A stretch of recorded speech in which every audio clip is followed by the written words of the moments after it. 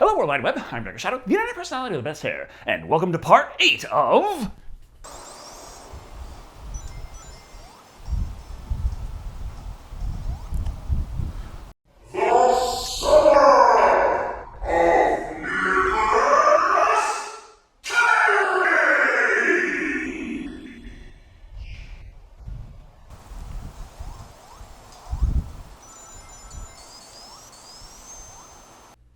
And last time when we did Mandy, it was a little weird, so let's get a little bit more down to earth this time, with Color Out of Space. Released in 2019, Color Out of Space is based on the similarly named H.P. Lovecraft tale, The Color Out of Space, though that color is spelled with a U, totally different. Also, while Mandy was a tale of psycho-cultists and drug-fueled murder, Color Out of Space is Lovecraftian cosmic horror, so the unknowable and insanity is literally baked into its DNA, so it should come as no surprise. A Color Out of Space is a far more traditional, easy-to-follow and understand movie. Nicolas Cage stars as Nathan, the patriarch of the Gardner family. Life is simple in their rural community, until one fateful night, a color suddenly comes down out of space, and before you know it, everything and everyone goes completely insane, and the body count rises. In classic Lovecraftian unexplainable horror fashion. So, let's take a look at Color Out of Space and see how they explain it. Our story opens in a spooky forest. Not cutting down the trees this time, but listening to a chilling narration, not unlike the opening paragraphs of the Lovecraft novel. They told me the place was evil. They told me this in Arkham, and because that is a very old town, full of witch legends, I thought the evil must be something which grandams have whispered to children through centuries. And considering the evil is something not of this world that just so happened to show up well after you've given all of these warnings, it's likely your dismissal was completely valid. I mean, if you go for a trip into the Bermuda Triangle and the sun goes supernova, it didn't do that because you were in the triangle. We follow up those silly tales of witchcraft by introducing our first character, a witch, Lavina, played by Madeline Arthur. Our narrator/hydrologist, Ward Phillips, played by Elliot Knight, happens to catch her in the middle of a ritual trying to keep her mother cancer-free. I'm sorry to intrude. This is private property. Oh, I was told this is county land. County land ends at the river, you're trespassing. Oh, shit, I know that feel. If I find any more ATV tracks left by people hunting deer in my backyard, I'm gonna go back there myself and do my own hunting. But you see, the local hydroelectric company's building a dam, and he's got to survey the area. Now, that does technically mean that Lavina and her family will find their land and home underwater sometime in the future, but strangely, this point is only addressed in deleted scenes. Best she does is tell him how to leave before riding Comet back home, where we meet the rest of the family. Her father Nathan, played by Nicolas Cage, her mother Teresa, played by Jolie Richardson, her brother Benny, played by Brendan Meyer, and last but not least, Jack, played by Julian Hillard. Dad said if you look long enough, you can see stars down there. I wouldn't hold my breath. Dad took too much acid back in the hippie days. Oh, so in the Nicolas Cage cinematic universe, does it go Mandy to Willy's Wonderland to Color Out of Space? We're quickly establishing many important points lightning quick. One, they get their water out of their surprisingly old-fashioned well, and Nathan has been doing the cooking, both things Lavina would rather forego, in favor of bottled water and Big Macs. I think it smells great. That's because you're high. And Benny is a stargazing stoner, so I guess he's used to overwhelming existential dread. Teresa hasn't been cooking lately because she's been busy as the family breadwinner, working online, all alone in the attic. That is, when their rural internet isn't fucking up. Last but not least, we have Sam, the doggo, played by Mina, Leia, and Afro, depending on the scene. Along with all the important points for later, though, there's a lot of time here just showing the Gardner family being a family, interacting with one another, and living their lives. I don't know how you can still be interested in me. You know, I've always been a leg man. And I actually really appreciate that. A lot of horror movies like to just rush into the horror and get to that as soon as possible, without establishing the baseline of what the world is like, without zombies and demons running around killing everybody. And it allows it so that when the creepy weirdness shows up, it actually seems creepy and weird.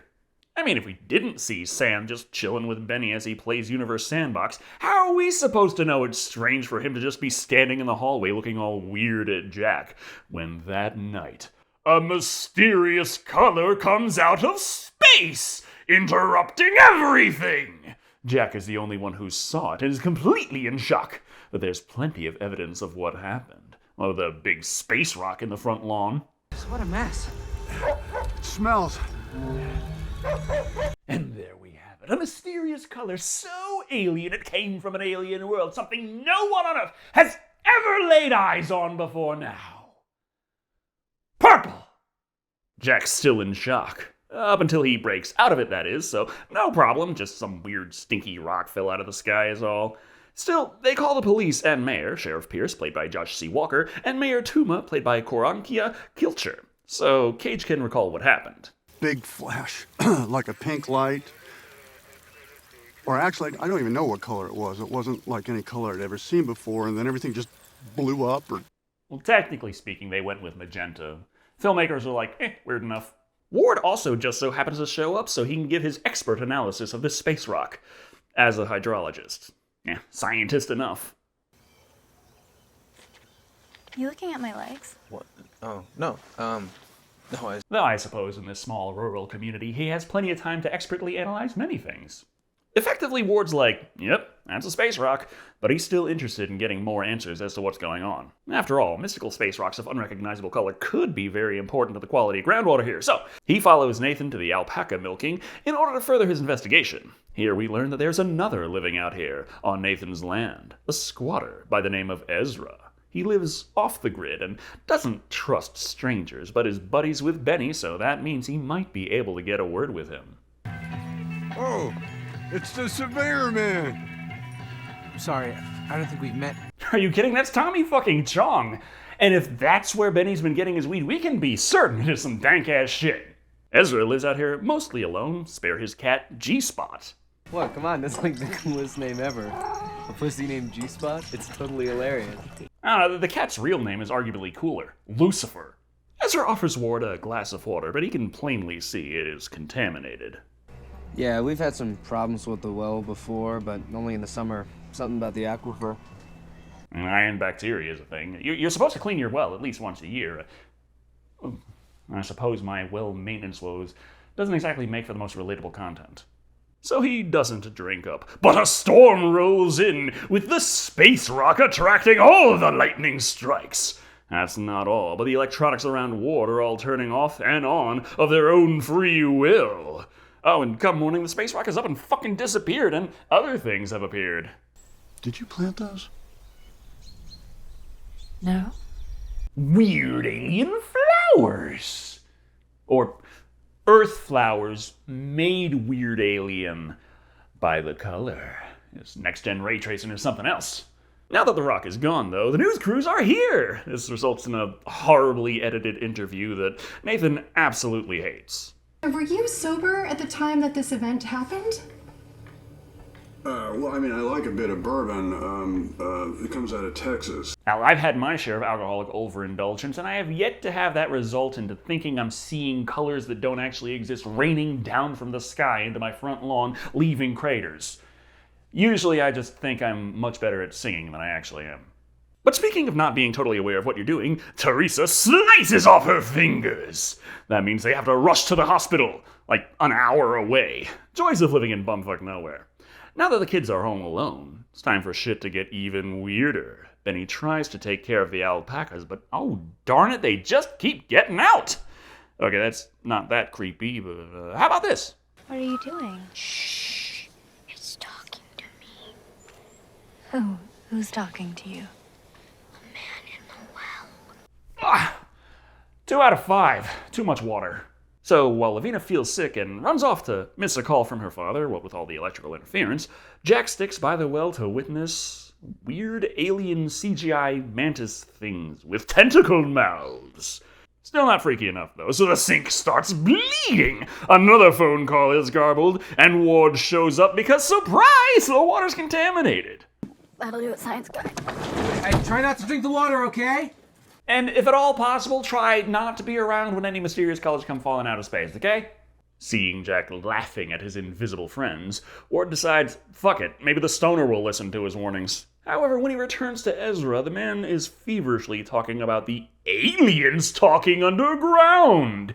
He says they showed up on the rock, and since they arrived, things are messed up. Up is down, fast is slow. What's in here is out there. And what's out there is in here now. Oh my god, it's opposite day! Believe it or not, he had the most to say about the plot, because that's all that's going on. Shit just keeps getting weirder. Nathan almost runs over G-Spot, now a horrifying CGI mutation! Sam's fate isn't much better. We see something upset him before he walks out of frame, and we hear him howling in pain as Jack just watches. Yay! Lavina's all freaked out, and Benny runs in like, holy shit, I was standing in the field for 5 minutes and somehow it became 30 hours. What the fuck is going on? Which means he's caught off guard when their parents come home, finding Jack outside unsupervised, and of course... Holy shit. They should have been put back in the barn hours ago. You haven't even fed them yet, have you? Dad, I tried, but... What do you mean, you tried? You ever played an online game with rubber banding? That, but with household chores. Nathan decides to take care of this himself, while also acting a bit weird, not only dismissing all the concerns of his family, but being rather insane and aggressive about it. You know, I've had it with your drama, Lavinia. So do me a favor and get the fuck out of my sight, okay? Okay, was that supposed to be spooky or hilarious? So, water contamination driving everyone crazy? Just refresh with a nice warm shower, where weird goo accumulates.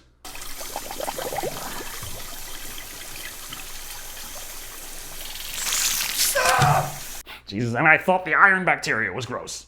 Strangely, he doesn't think much about this, though, just that they need to call a plumber to clean the pipes and take care of that damn smell. Exactly the same smell as the cancer ward where my father was. You know, death, disinfectant, the cancer smell, rotting milk. You know the smell. You know the cancer smell better than anybody. And as Nathan gets crazier, his rants take on a certain inflection. We got the greatest cancer smell, only the best cancer smell. When you got a cancer smell, you gotta go big. The hospital even let you go home. Just have to get online, all right? I have so much work I have to do. In the meantime, Teresa just sounds like me. But what's this? The harvest is ready a month early! Except for the slight problem that all the food they grew tastes abhorrent. Also, the internet's still fucked and Nathan's not looking too hot. Pretty much everything is creepy or crazy, so fuck it. Lavina goes way overboard on her latest little spell, carving runes into her flesh, while Benny and Jack go check on the alpacas.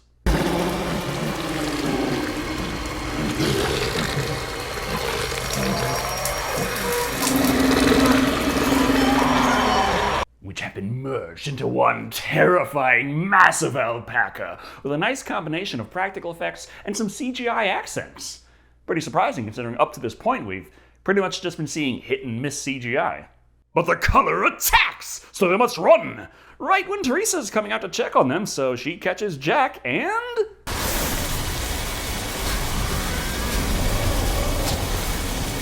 the color gets them. Just in case the cat and dog being fucked weren't big enough hints that nobody is safe in this movie, the first humans to get it are the kid and his mother. Not killed. No, that wouldn't be horrifying enough. The color has fused them into one being of screaming agony. Well, gotta get her to a hospital, see if they can do something. But of course, this is a horror movie. You fucking cocksucker! You cocksucker! You cocksucker! Man's reacting like I did after watching Shane Black's The Predator. So nothing they can do but watch their mother absorb their little brother and muse as to exactly what that shit from the meteorite does. Messing with organic life, of course, but even matter itself. Not just matter. Time as well. Time, it stretches around it like... No, Benny, that's just the weed. Nathan lets them know that the car's fucked, and by extension, most likely them. Mom Jack can't stand direct sunlight, though, so they opt to shuffle it off into the attic for now. But Nathaniel doesn't have time to just sit around and watch his farm go to hell. Sure, the alpaca half mutated into some Hydra monster a la The Thing, but that's nothing a good old double-barrel 12-gauge can't fix.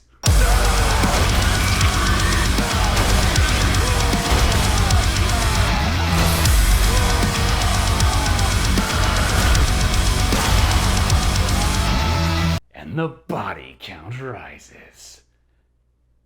Actually kind of works.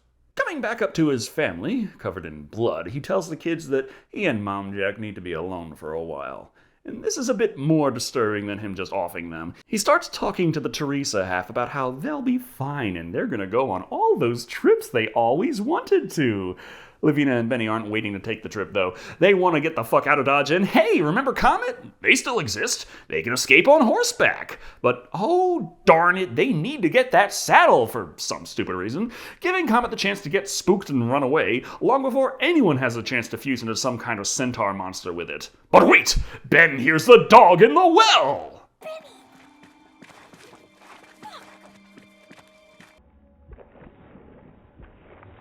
Oh god, the well prop wobbled. I'm still here wondering why they even have a 15th century well in the first place. You want to know what wells look like? You got the pressure tank attached to your lovely electronic pump that goes down into the aquifer hundreds of feet into the ground. I mean, otherwise, you can't really work the plumbing in the house. You can't do that with an old-style well. That shit just doesn't make sense. Benny's got possibly the craziest idea anyone has had all movie, and that's saying something. He figures their mysteriously disappearing dog must be calling for him down the well. Think of it like Reverse Lassie. Only one thing to do about that, climb down into it so that his sister might raise both him and the dog out via the handy-dandy rope. Of course, it never gets quite that far along. Oh, Jesus, this is the most violent game of Splatoon I've ever seen. Lavinia can't just leave now either, as Nathan has captured her.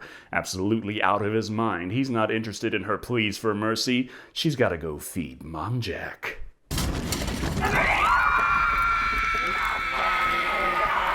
As in, be Mom Jack food. Kinda skipped over that little detail.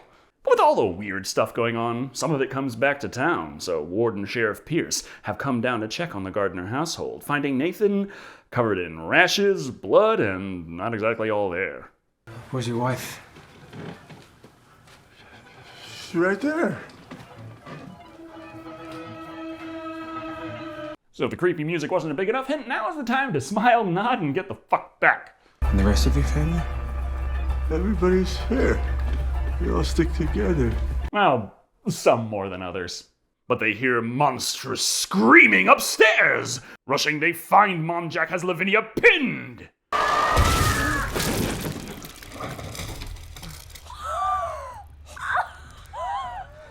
But that's nothing a double-barrel 12-gauge can't fix. They're not my family. Well, obviously, the Saw is family. Thus, Nathan saves Lavinia from himself, but whatevs. Now Ward can save her. Except for the fact that the color comes back, Nathan takes aim and Sheriff Pierce fucks up shooting him in the back. Thus, he dies, and Lavinia decides, fuck it, can't win, don't try. You can't stay here.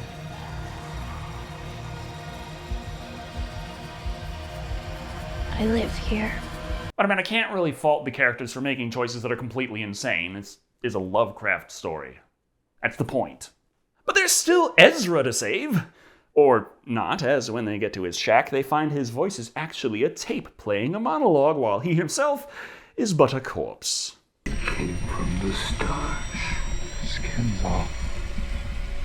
Where things ain't like they are here. Long story short, it really was just a color that doesn't exist on Earth that came down from space, and upon doing so, just started messing with everything to make it more like where it came from. Because one day someone tried to explain the visible spectrum and light outside of human perception to Lovecraft, and a man didn't fucking understand it at all. But Ezra is going to explode, so they must run! And the trees fucking murder Sheriff Pierce, leaving Ward to run back to Lavinia, who has also gone completely off the deep end, blasting him with visions of the world the color came from. A lovely purple hell. Then the well bursts into a tornado of color. Ward runs back inside and finds Nathan. Are you looking at my legs? You're dead, Nathan! It's no big deal. Now that is some reliable life insurance. Thus, zombie color Nathan attacks! Ward eventually breaks free, fleeing into the basement, where the color reaches critical mass, and everything explodes! Therefore, ending? Well, everything's pretty damn devastated. The Gardner family is all dead, but Ward somehow managed to survive, and the county built that dam, leaving that little issue under ass tons of water to never be thought of again. It was just a color out of space. Oh, yes, that was the movie. Anyway, that was... it ain't bad. That was weird. It's supposed to be, but oddly enough, it wasn't nearly as weird as Mandy. Color Out of Space takes a Lovecraft cosmic horror and makes a comparatively standard movie out of it. It makes it easy for people like me to follow along and understand it, but fans of the source material often don't care for that approach, as understanding it is kind of missing the point. Such are the limitations of movie making, though. You can write down that something is beyond human comprehension, but when push comes to shove and you have to put something on the screen, the audience is going to have to be able to comprehend it, and more likely than not, they're made up of humans. But hey, if these signals are getting blasted into space and some aliens out there are watching this review, much appreciated. It's good to see that the notifications at least go out somewhere. Back on topic, Color Out of Space does a good job, in my opinion, of slowly building the insanity and, with it, the dread throughout the running time. The presentation was also sharp, and while the acting wasn't Oscar-worthy, it was enough for me to feel invested in the characters and the trials and tribulations of the Gardner family. So much so that when I realized relatively early on that the logical conclusion was going to be pretty much none of them walking away from this, I was only left somewhat confused at the end as to how exactly Ward survived that explosion at Ground Zero. At the end of the day, Color Out of Space is an entertaining spectacle of horrors, both material and mental, and it's going to be one I remember. Could have been crazier, but a tad too standard of a movie to pull that off, coming in at 4 alpaca thing beasts out of 5. Though would I really give it a 5 if it was accurate enough that watching it would drive you insane? Like, really? Probably. Thank you all for watching. I've been Shado. And remember, the Brita can only filter out so much.